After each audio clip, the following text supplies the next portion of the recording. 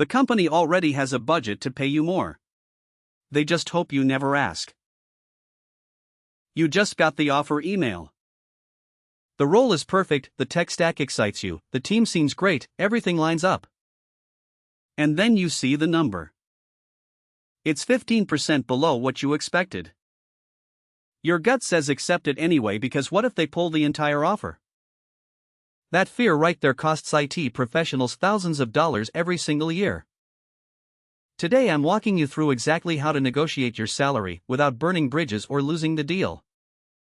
Most people walk into a salary negotiation with a vague sense of what they should earn. Maybe a friend mentioned a number at a party, or they saw one post on LinkedIn. That's already a losing position.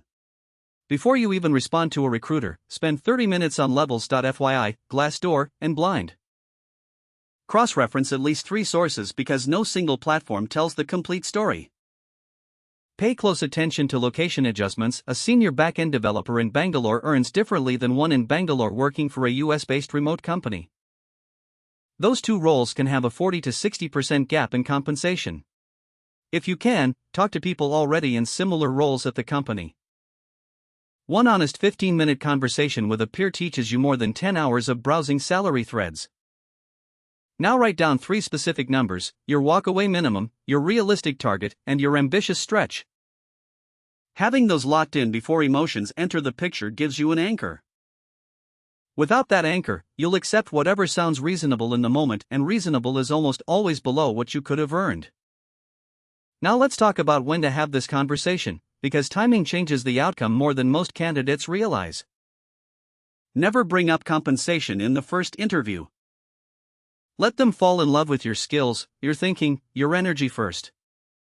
The deeper they invest in the hiring process, the harder it becomes to lose you over a reasonable counteroffer. By the time they've run 3 interview rounds, introduced you to the engineering lead, and discussed your start date, pulling the offer over 10 or 15% becomes genuinely expensive for them.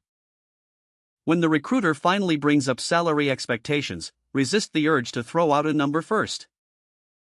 Say something like, "I'd love to understand the full scope of the role and the team's expectations before we get into compensation." That one sentence shifts the entire dynamic from you selling yourself to them justifying their budget. And if they keep pushing for a number?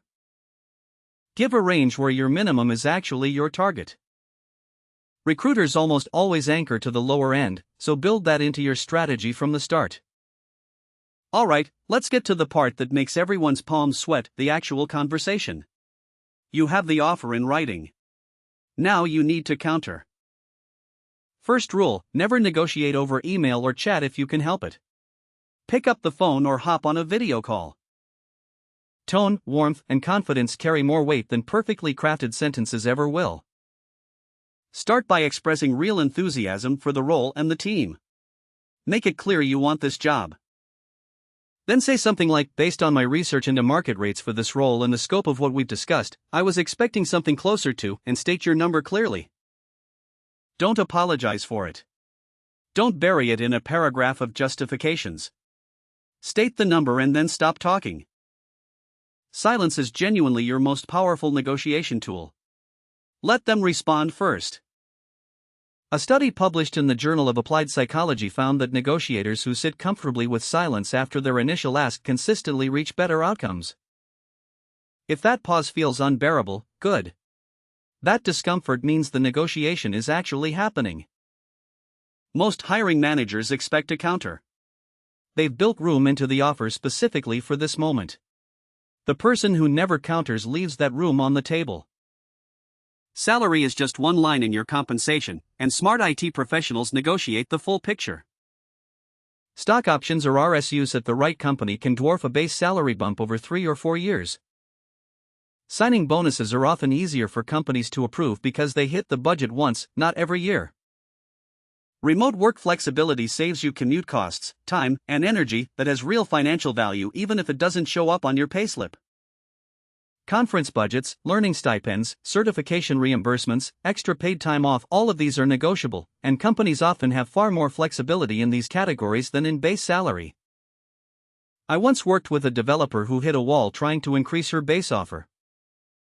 Instead, she negotiated a generous monthly learning budget, permanent remote flexibility, and a guaranteed performance review at 6 months with a written commitment to revisit compensation. 12 months later, she was earning more than her original ask would have given her. Think creatively about what actually improves your life, not just what increases one number on a pay stub. Sometimes they say no, and you need to be ready for that.